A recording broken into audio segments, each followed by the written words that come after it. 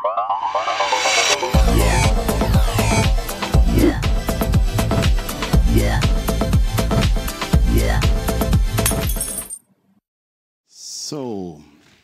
our next presenter is Christian Dieckhoff. He's head of consulting at WDZ GmbH, a subsidiary of Stadtwerke Wolfsburg, what I always remember when I see him. And he's specialized in network planning, architecture, and automation. And coming to network planning, you need geoinformation to map the excavators and your fibers. And there is a small tool called qGIS or qGIS, and Christian will give us a short introduction in that open source tool. Stage is yours. Thank you.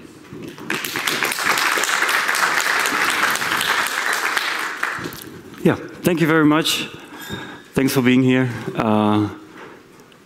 And good morning, everybody. I am Chris. I want to guide you with a few basic steps, like how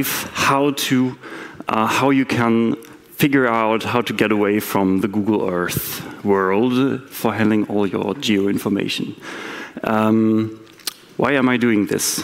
Well, I'm working as head of consulting at WDZ. I'm a network engineer by night. By day, my job is mostly leadership. I'm doing this now for over 10 years. And if you're asking yourself, why does WDZ, a company I've never read in any infrastructure atlas entries or whatever, need geo-information? Well, we're a sister of Wobcom, which is running a city fiber network in Wolfsburg, owned by the Stadtwerke Wolfsburg. So in case you see us with a green logo instead of a purple one, then don't be wondered, that's part of our job. And what is this big problem I want to talk about today? The problem is that we all love Google Earth or geodata, so let's just give it a try. What happens if we open Google Earth? And now that happened, what I was expecting, I'm doing, oh no, yeah, perfect, it's working. Reliable live demos are great. This is what's happening if you have lots of data in Google Earth. You have to wait and take your time. You need a lot of time. So we did this before the talk, actually, to find out how long it will take. So I invite you all to grab a coffee, come back in roughly 10 minutes. Then it should be loaded, and we could actually use it. So I reached a point where I don't want to spend my time waiting for a tool, especially as the amount of data is constantly growing if you're expanding your network. And that made me to look out for an alternative. And I spent a lot of time Googling, looking on YouTube, and then I found qGIS, which is a very broad used open source GIS solution. And from a talk at Foskis, I noticed, oh wait, even Deutsche Telekom is using qGIS. It's quite a large network, it's quite a lot of data, so it can't be that bad. Or it's that cursed that nobody else would use it, but I wanted to give it a try. And I downloaded it, I opened it up, and then I had a problem.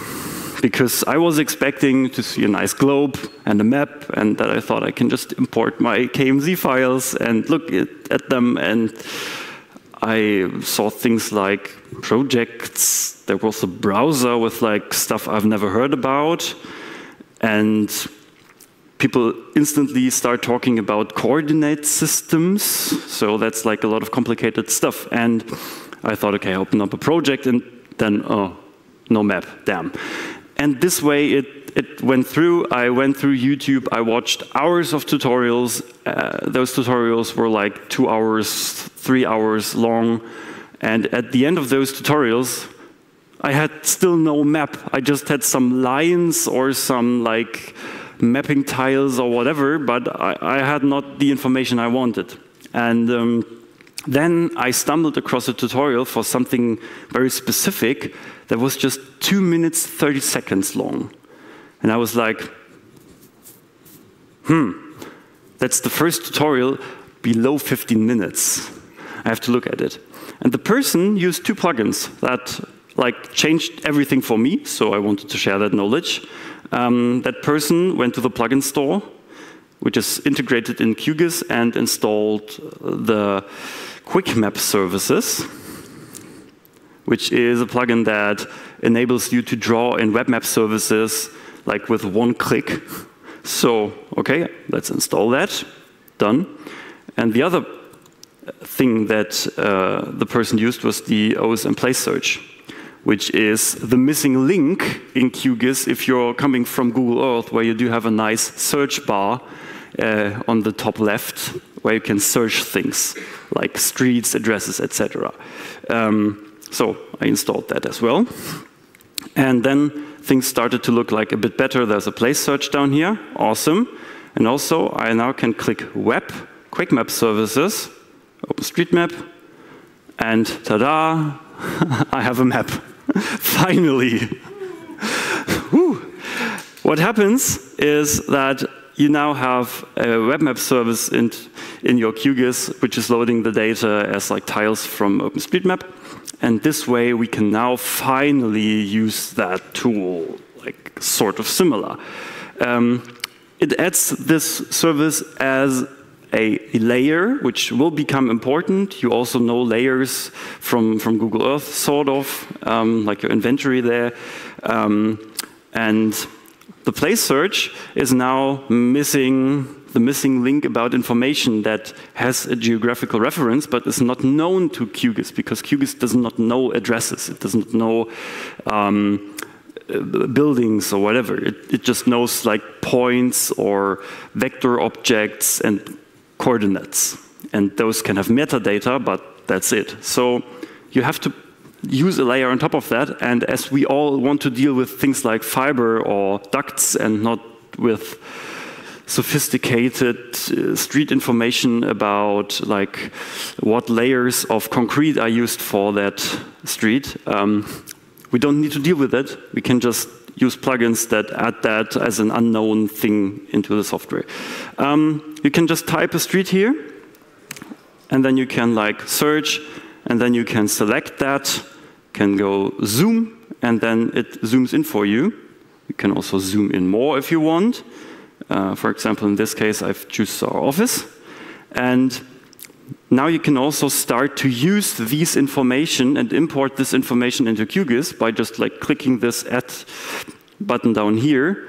And then I have like a new object that I now imported into my qGIS, which is like this dot you see, very small here. And now we can like import our data centers or whatever we want and like have dots for these important points. But the thing is that this dot is very small. And now we all know we make a right click, and then we usually think about something like, oh, okay, damn, how can I now change this dot? And then you start looking at tutorials again, and things get complicated, and then you realize it's not that hard. Every layer in qGIS has properties. And these properties include lots of things like metadata, which you can use if you want to like start do complex modeling. You can have like a small table for every object or for every layer. And the big wording thing you have to know in qGIS if you want to think about style is the symbology. You do have a symbol or multiple symbols attached to a layer, and these can be added.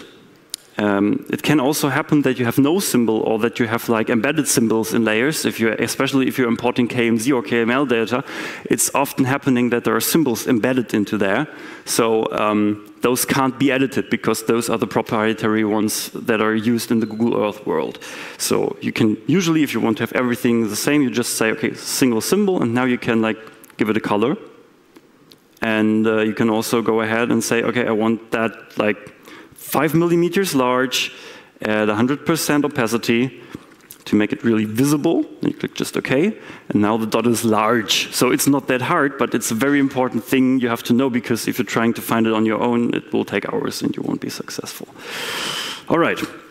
Layers can also be grouped. That's an important thing. If you want to organize yourself within qGIS, you can start adding groups.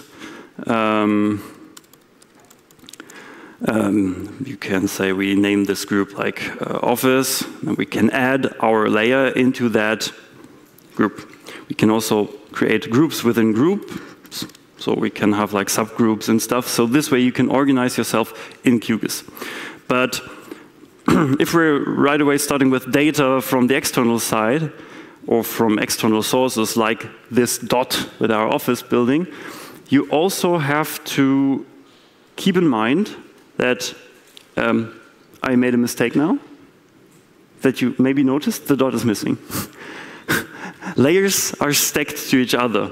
So you should make sure that your base map is always the lowest layer, because it can happen that our objects are above other objects. So that's an important thing you have to notice. And when dealing with the organization of data, the second thing is that you notice this small symbol here. It's a temporary scratch layer. That means this layer just exists in memory, and when I now close qGIS, it will be gone. It won't be saved. So I have to save my data somewhere, and that's the next thing. qGIS is not helping you like intuitively with dealing with your data. If you are using Google Earth, you all know that you can just save the My Places, and then it's stored in a hidden folder somewhere in your application data. This is not done by qGIS. It's just references to your disk. And that's something you have to deal with. There are certain types to deal with that. We can look at that in the next step when we start with external data, because now you usually want to have like your fiber information in qGIS. So I'm just adding some. And how do you do that? It's easy. You just have to go to 14 different menus, and then you have to get the right coordinate data and make sure your import formats are right, etc. No, it's not that hard. You just take the data that you got, you take the file, you drag it and drop it into qGIS, you wait a moment, and then you see this menu, which is giving you some options about how you can import that data. In my case, I don't want to do any specific here. I want to have all the data in a group. I just say add layers. And now the data is opened by qGIS, and now I got my whole fiber network in Wolfsburg opened up in qGIS. Done. It's that easy. And I can do the same for point data. That's the thing. It can happen that you have multiple layers in your KM-alpha with like point data and with path data. In my case, this data is from another GIS system, so they gave me the point data in another file, so I'm adding that as well. Now I do have all my splicing points. And using this way of importing also can cause quite fast a lot of chaos on your layers. So you should make sure that you start organizing stuff there. You need to make sure you have some sort of overview, because it can get quite fast, quite hard to keep inside what you imported, where it is. It also can happen that you mix up layers, or that you have like a subgroup that is hidden, but a top group you enabled, and there's like no implications. So if you're enabling a top group, but subgroups are not enabled, you won't see the data. So make sure to be really, really cautious about having your organization right. And now you need to store that data somewhere. If you are, like me, a person that is just constantly throwing stuff in their download folder and then pulling it in, because there will be the day you have to get rid of your download folder. There are two versions of it. You spend 2 days sorting it, or you just throw it away. I did that a few weeks ago, and then I opened up my qGIS, and it was looking like this. And I looked at it and I was like, where's all my data? And then I realized, oh damn, I deleted my download folder content. And I learned the hard way that all that data is not stored somewhere, it's just referenced to your disk. That's the reason you have this browser down here. The KML files are just a reference to your volume in that case. And if you look at this browser, there are lots of options in qGIS to deal with data, to source data. And I mean, depending on your infrastructure that you got, you have plenty of possibilities. In the data source manager, which is that symbol up in the left here, you see there are lots of options. I just want to mention, besides the import stuff from the disk, one other thing, which is the web map services. You can use a lot of sources that are publicly available with web map services, and it's not hard to do that. You just can go ahead and say, okay, I want a new web map service. They publish the URL, you give it a name, you type in the URL. Some require authentication, then you have to add that here. And then just click OK, you're done basically. The settings are usually figured out by the tool. If not, the people publish what you have to set. Every web app service usually comes with a how to use it in qGIS tutorial, which is very nice. And in Germany, for example, you can access the data from the respective officials that are running the cartography in Germany. So in Lower Saxony, for example, you have a public version of the Liegenschaftskataster where all the floorings and stuff is in. And you can just say, okay, I want to use that. You say connect, and then you can import these web map services also as a layer into your project. They pop up.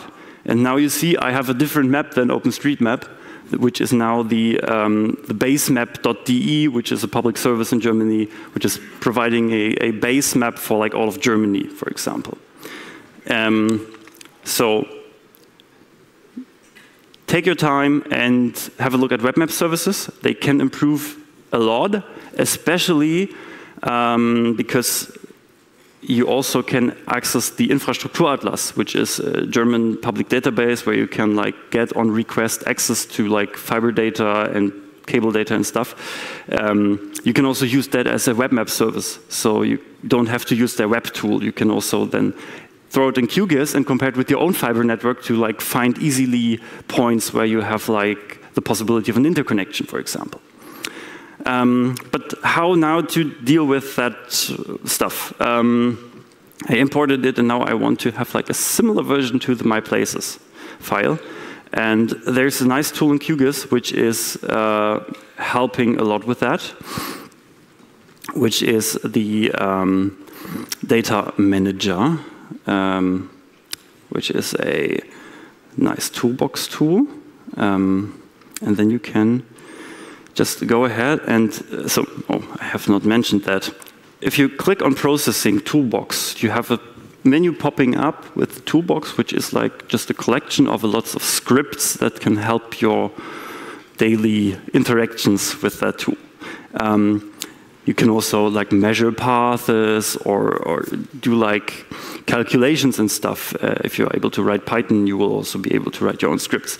And the one thing that is really important for the Google Earth people is the package layers tool, which is giving you the option just to create a geo package, which is like a sort of collection of geodata. And this tool is simply just giving you the possibility to say, okay, I will select everything that I have, click OK, and then I can save it to a file that is on my disk. And then this geo package now will contain all the information that I need. And I did a mistake probably, or not. Select all. And then, yeah, interesting. Maybe I found a bug. So you select where you want to store it, and then you have to click Run. And now qGIS will create a geo package with all these things you see on the top here, which I selected in that tool, and this created geopackage file now is containing all of that. So I'm just saving it quickly to my demo. And now I will just close my qGIS. And I will throw away my scrape layers. I won't save my project. I won't take that with me. I'm just reopening up qGIS. And can now go ahead and just open up a new empty project, do the same as we did before. We add this OSM, and now I'm doing the lazy part. I'm just adding my geopackage file that I just created by pulling it in, add layers, and now all the data that we had previously is now back in. And what you notice is that the style changes that we applied, for example, they are also taken with us. So those metadata is sort of stored at some part into those files. And those are, in my opinion, the basic steps you need to know to get started with this. I want to encourage you all to take a look at it and try it out, because I believe that especially geodata is something that we can handle way much better. Like we are all collecting lots of that. We all have to deal with it day by day, and the physical part of our infrastructure is something that we need to be really cautious about, as it can become very fast, very vulnerable, especially if we don't take care about points where our ducts will cross or where other infrastructure can be hidden by construction work. So yeah, have a look at it and give it a shot, because in my opinion, it saved me lots of waiting time, and also it gave me a new access to really work with this data. There are nice scripts where you can say, hey, give me all crossing points of my paths that I currently have imported. So you can add all your network stuff, and you can just have a small Python script that will take the work of finding out which fiber strands you have to reorganize to get rid of points where your ducts will hit each other and stuff. And that's my point so far, and now I think we do have some time for questions, hopefully. So yes, we do have some time for questions. Thank you, Christian, for the talk. I actually didn't use...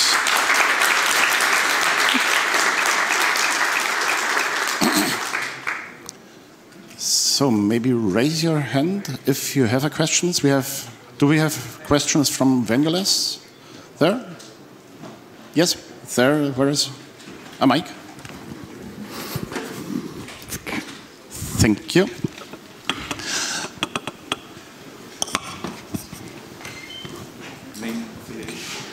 Hi, Johannes Ervele from Bellevue. How do you work with other people on qGIS projects? Is there just Google KML or KMZ files that you put it somewhere in a share and everybody else loads it? Or is there something nicer? Yeah. The way we approach multiple people dealing with the data in there is that at the moment we're just having a geopackage file with all the relevant data from our network that is stored in our Nextcloud. So it's the very easy, straightforward way, which is also enabling offline usage, which is often a thing. But we're currently evaluating to run a PostGIS server to store all that into.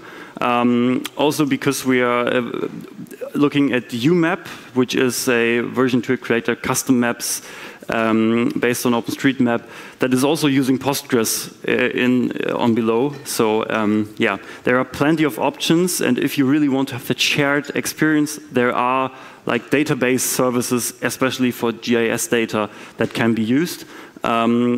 But for now, we are just adopting the shared KML file from the Google Earth Times, which is probably the lowest hanging fruit. But also setting up a PostGIS and connecting to it and throwing data into it is a bit of drag and drop, so not that hard.